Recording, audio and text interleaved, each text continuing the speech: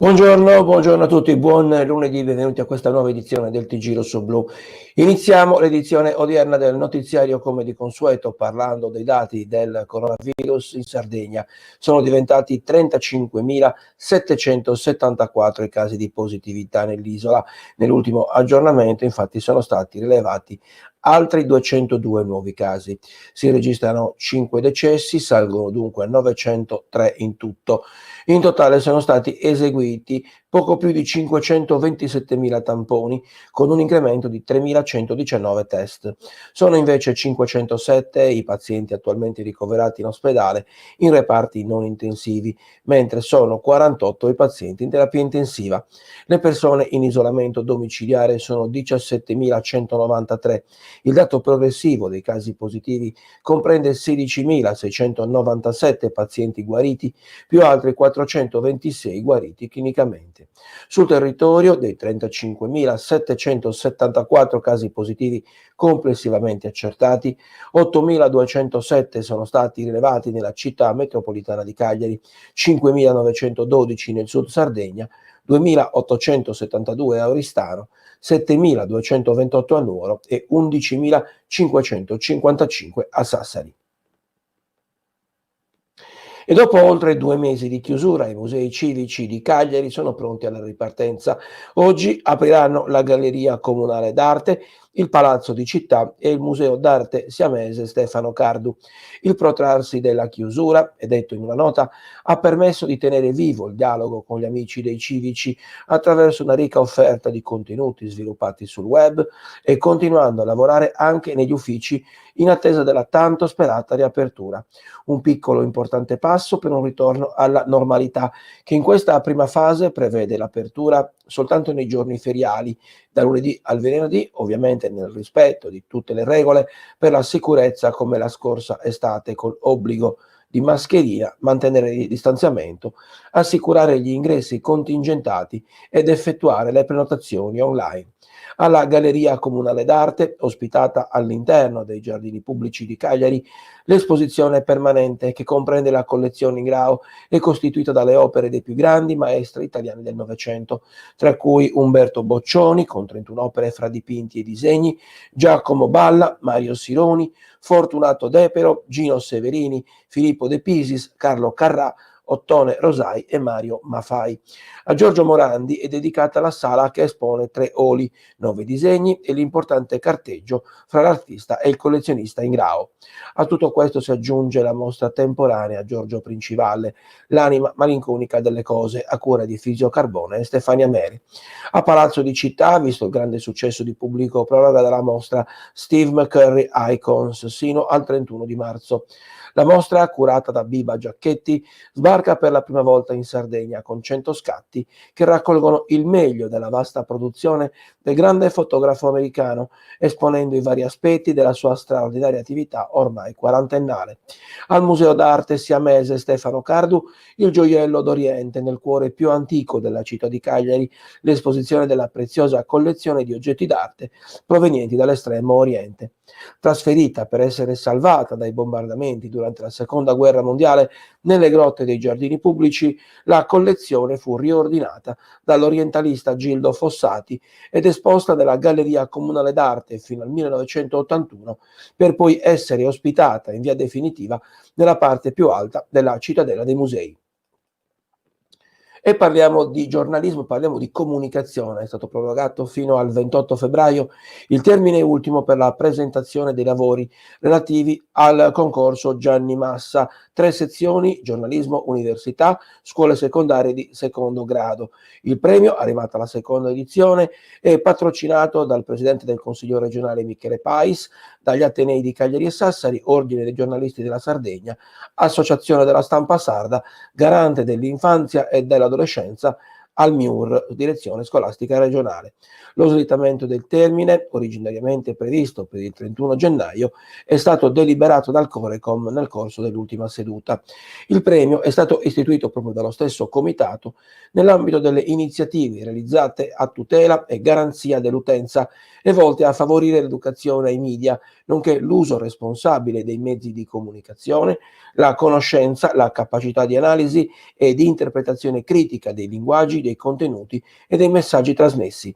Il Corecom, col premio Gianni Massa, intende promuovere, ha detto la presidente Susi Ronchi, che vedete nella foto, la cultura della legalità per affermare il rispetto dei diritti delle persone e in particolare dei minori. Quest'anno i temi al centro del bando sono quelli del cyberbullismo, del bullismo e dell'uso consapevole del web. Il Corecom chiama la scuola, l'università e i mezzi di informazione per compiere insieme un'azione forte di contrasto al bullismo, cyberbullismo, al linguaggio d'odio, afferma Ronchi, fenomeni diffusi nella nostra società che solo attraverso il monitoraggio, lo studio e la conoscenza possono essere affrontati e sconfitti. Sono previsti premi in denaro per complessivi 23.000 euro per le 3 diverse sezioni: giornalismo, tesi di laurea universitaria e scuole secondarie di secondo grado. E la linea ora a Pago che ci deve dare un messaggio importante. Domanda, ma vi siete già iscritti o no all'associazione Sardegna Rosso Blu? Se non l'avete ancora fatto, andate immediatamente sul sito qua www.sardegnarossoblu.it, 10 euro all'anno, si parla di commercio, cultura e tante altre cose. Avete il 10% di sconto sui partners che trovate appunto sul sito. In qualità di socio onorario non mi resta che dirvi, vi aspetto su sardegnarossoblu.it. A presto e un abbraccio a tutti. Viva la Sardegna, viva l'isola, sempre. Un abbraccio a Pago e andiamo avanti. L'Accademia Casa Puddu cambia nome, cambia logo e diventa COI Accademia Enogastronomica. Presieduta da Gianfranco Massa con sede a Baradili e sempre più indirizzata verso un percorso internazionale. Il legame con Casa Puddu a Sidi si è fatto sempre più flebile fino a scomparire del tutto negli ultimi anni, ha spiegato Gianfranco Massa. Per questo e per rispetto della comunità che ci ospita attualmente, abbiamo deciso di togliere dal nostro nome e dal nostro logo il riferimento a Casa Puddu, una scelta sofferta ma ben ragionata e ponderata che facciamo doverosamente senza rimpianti. Dall'esperienza decennale partita a Sidi all'ex pastificio Puddu di proprietà del comune si punta a proseguire le attività di alta formazione e cucina sempre in Marmilla, ma nella sede di Baradili, comune più piccolo della Sardegna con i suoi 78 residenti che dal 2015 ospita l'Accademia. Una strada costellata da soddisfazioni. Dall'Accademia Casa Puddu sono nati chef di alto livello, ora in giro per il mondo a fare da ambasciatori dei sapori e delle tradizioni culinarie sarde e 2 pizzerie, Sascolla a Baradili e Cagliari. L'Accademia ha nel suo attivo anche l'organizzazione di eventi per la promozione territoriale e recenti accordi con l'Università Coreana di Seul e la Camera di Commercio Italiana delle Filippine. Gli accordi stipulati proprio con questi ultimi 2 enti per la formazione, per la promozione delle aziende e dei prodotti di eccellenza che rappresentano la Sardegna, queste le parole di Giancarlo De Sì, AD dell'Accademia, ci spingono a consolidare e implementare la nostra presenza in questi paesi con nuovi progetti e nuove attività di internazionalizzazione che apriremo anche alla collaborazione di nuovi partner commerciali. E a proposito di eventi, purtroppo la notizia è ufficiale e non è una buona notizia, la Sartiglia 2021 non si svolgerà. L'istituzione Sasartiglia della Fondazione Oristano ieri sera si è riunita e, preso atto del perdurare dell'emergenza sanitaria da coronavirus, ha deciso che la manifestazione di quest'anno non potrà tenersi, aderendo ad un invito dei gremi di San Giuseppe e San Giovanni che vorrebbero salvaguardare i momenti più strettamente aderenti alla ritualità della manifestazione. Il sindaco e il presidente della Fondazione Oristana, Andrea Luzzu, insieme al presidente dell'istituzione Sasartiglia, Luigi Cozzoli, e agli stessi presidenti dei gremi, Antonello Addari e Nando Faedda, avvieranno ulteriori approfondimenti col prefetto e col questore di Oristano per verificarne la possibilità di svolgimento in condizioni di assoluta sicurezza.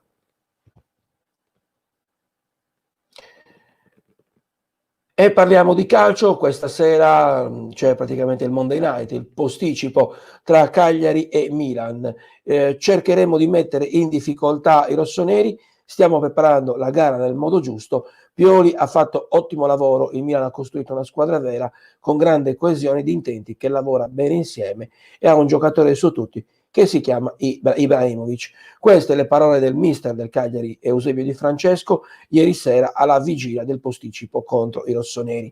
Di Francesco, lo vedete nella foto, potrà contare su giocatori chiave come Godin e Nainggolan e sembra intenzionato a lanciare subito a centrocampo il nuovo arrivato Duncan, che ieri è stato ufficializzato con la formula del prestito con diritto di riscatto del Ghanese dalla Fiorentina. Si è allenato con noi per la prima volta, ha detto il tecnico, e può essere a disposizione. Lo conosco benissimo per averlo allenato ai tempi del Sassuolo. Sono felice di riaverlo, un calciatore che ho voluto fortemente. Cagliari in crisi di risultati. Adesso, dopo i risultati di ieri, il Cagliari ha un punto di vantaggio rispetto al terzultimo posto in classifica. Di Francesco ha detto: rappresentiamo una squadra storica, dobbiamo dare tutti quel qualcosa in più che è mancato in certi momenti della stagione o che abbiamo avuto solo parzialmente, ed è quindi necessario ritrovare il prima possibile. Al di là dell'aspetto tattico sarà importante l'approccio, dovremo essere meno timidi rispetto a Bergamo, dove però avevo in campo 3,99 e altrettanti 2000. Dobbiamo mettere dentro esperienza, determinazione, cattiveria agonistica, voglia di rimanere in partita. Da allenatore mi sento il primo responsabile di questa situazione, spetta a me trovare soluzioni e uomini giusti per far rendere al meglio la squadra.